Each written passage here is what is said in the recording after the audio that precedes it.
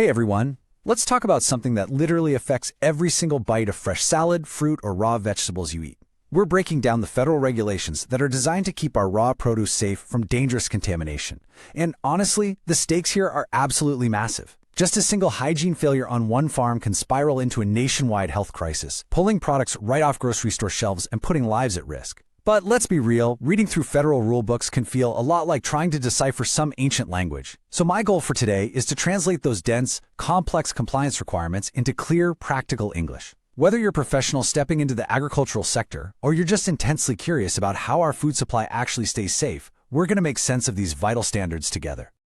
Here is our roadmap for today. We'll be covering 1. Produce safety basics. 2. Farm worker health requirements. 3. Keeping agricultural water safe. 4. Soil, animals, and sanitation. 5. The strict rules for sprouts. And 6. The consequences of non-compliance. Let's get right into it. All right, kicking things off with Section 1, Produce Safety Basics. Let's figure out who exactly has to follow these rules. So first up, you might be wondering, does every single farm out there have to follow these exact same safety requirements? Like, does your neighbor's tiny backyard community garden have the same regulatory burden as a massive multi-state commercial farm? Well, no. The federal government actually draws a hard line based on the size of the operation. And that magic number is $25,000. Basically, if a commercial farm sells more than a baseline average of 25 grand in produce a year, and yeah, that's calculated over a rolling 3-year period adjusted for inflation, they're officially on the hook. They have to comply with these standards.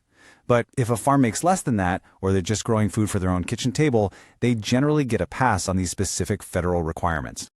But honestly, it's not just about how much money a farm makes, it's also about what they're actually growing in the dirt. High-risk crops, think apples, lettuce, tomatoes, these are covered because, well, we eat them raw. There's no oven involved to kill off any bacteria before it hits your plate. On the flip side, things like pumpkins or potatoes get a regulatory pass. I mean, nobody's taking a bite out of a raw pumpkin, right? The heavy cooking or processing they undergo naturally destroys those harmful pathogens. Moving right along to Section 2, Farm Worker Health Requirements. This is really our first line of defense. Look, humans carry bugs, and humans handle the food. It's a risky combo. So the rules lay down some strict, mandatory hygiene practices for anyone touching the crops. First off, if a worker is showing symptoms of a contagious illness, like vomiting or some kind of infection, they absolutely must stay home, or at least be kept far away from the produce until they're no longer a risk. Second, thorough hand washing with actual soap and running water is non-negotiable. A quick squirt of hand sanitizer? Yeah, that doesn't cut it here. Workers also have to take off any hand jewelry that can't be scrubbed clean, and there's a strict ban on eating, chewing gum, or using tobacco anywhere near where the crops are being handled. It's all about stopping human-to-food contamination in its tracks. Okay, Section 3, Keeping Agricultural Water Safe. Let's talk about protecting the water supply. Transitioning from the workers, we arrive at what is probably the fastest way to accidentally spread a pathogen across an entire harvest, and that's the water supply. The regulations use a very specific term here, agricultural water. Now, we're not just talking about a random mud puddle on the farm. Agricultural water is defined as any water that's intentionally meant to, or even just likely to, directly touch the edible part of the crop or the surfaces that the food rests on. We're talking irrigation water, the water used to mix crop sprays, washing the veggies, or even making the ice to cool the produce down for shipping. Because this water is literally touching our food, it triggers some incredibly strict safety protocols. To keep a lid on this risk, farms have to follow a really strict 4-step workflow. Step 1, they inspect their entire water system at least once a year. They're checking everything from the water source to the pipes and pumps. Step 2, they have to put together a formal written hazard assessment. Basically, is the water coming from a safe, protected underground well, or is it from an open, risky surface river? Step 3, depending on what they find, they actually have to physically test the water for bacteria. And Step 4, if they spot a hazard, they must implement corrective treatments. For example, they might have to wait a certain number of days for bacteria to just naturally die off in the field before that water can be used safely again. And when we're talking about certain uses of water, the federal standard is absolute zero. Literally, zero. If a farm is using water to wash workers' hands or to wash the crops after they've been harvested, that water must have zero detectable generic E. coli. None. Zilch. If a test shows even a tiny trace of this bacteria, that water is immediately deemed unsafe. The farm has to completely stop using it for harvesting or washing until the whole system is treated and proven safe. All right, that brings us to Section 4, Soil, Animals, and Sanitation. Time to look at environmental safety.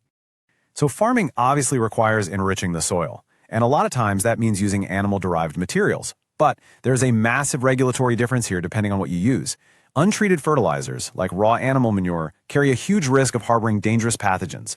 Because of that, farms have to handle them incredibly carefully, applying them in ways that don't touch the edible crops, and usually waiting out strict time periods before they can even harvest.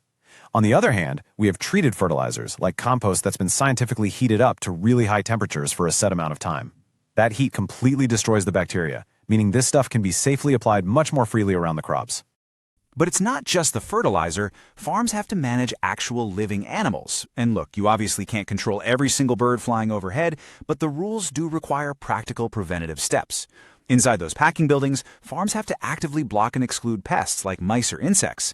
Outside in the fields, they have to carefully manage where their own domestic dogs or livestock graze so they aren't cross-contaminating the growing areas. And this is absolutely crucial. Right before harvest, workers have to physically scan the fields. If they see significant wildlife droppings or crops that are visibly contaminated by animal waste, they are strictly forbidden from picking that produce. It just has to be left behind. Now, once the clean produce is finally harvested, it touches a whole bunch of things. Tools, conveyor belts, storage bins. The regulations demand robust sanitation for all of this equipment. The tools themselves have to be built with smooth seams so they can actually be scrubbed clean without trapping hidden dirt. Farms have to regularly inspect all of this gear, actively clean and sanitize any surface the food touches, and at the end of the day, store it all in a way that keeps the rats and bugs out. Moving on to Section 5, the strict rules for sprouts. Let's look at these high-risk crop standards. Now, you might be wondering, why in the world do sprouts require their own completely separate, dedicated safety rulebook? Seriously, why does a tiny little alfalfa or mung bean sprout get so much more aggressive regulatory scrutiny than a whole apple or a head of lettuce? Well, the answer lies entirely in their biology. The exact environmental conditions you need to make seeds sprout quickly, we're talking warmth, high humidity, trapped moisture. Those exact same conditions accidentally create the ultimate luxury resort for deadly foodborne bacteria like Listeria and Salmonella. If just one single seed is contaminated, that sprouting process will cause those bacteria to multiply exponentially. Because this risk is just so exceptionally high, the compliance requirements here honestly read more like protocols for a high-security lab. Sprout farms can't just cross their fingers and hope for the best. They are legally required to proactively treat all their seeds with scientifically valid methods to kill off pathogens before they even plant them. They have to grow the sprouts inside fully enclosed buildings, so zero outdoor fields allowed. They must rigorously test the water that drains off the growing sprouts for E. coli and Salmonella. And they have to maintain a continuous environmental monitoring plan, constantly swabbing their facilities to hunt for Listeria. If they find it, the whole operation shuts down until the place is completely sanitized. And finally, Section 6, the consequences of non-compliance.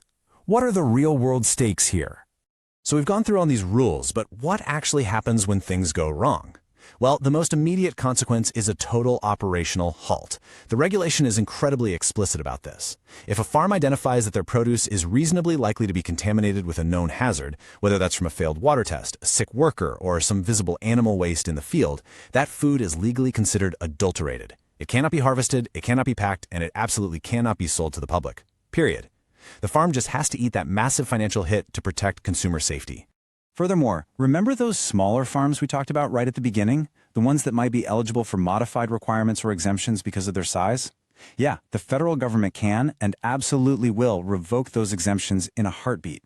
If an outbreak occurs, or if authorities determine that a smaller farm's operations are actively threatening public health, they lose those privileges immediately.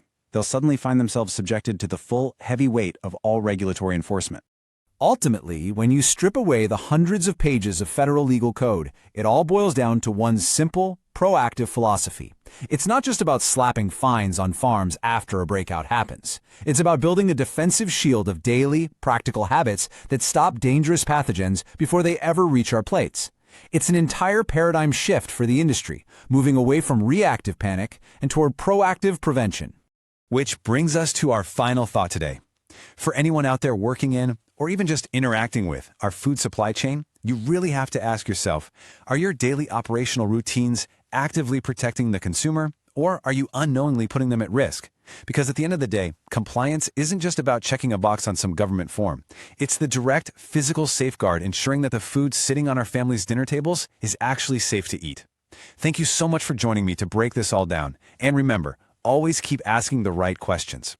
If you found this helpful or want to stay updated when this regulation changes, subscribe and support the channel. And if you need the full technical details on this CFR, click the link in the description below. See you next time.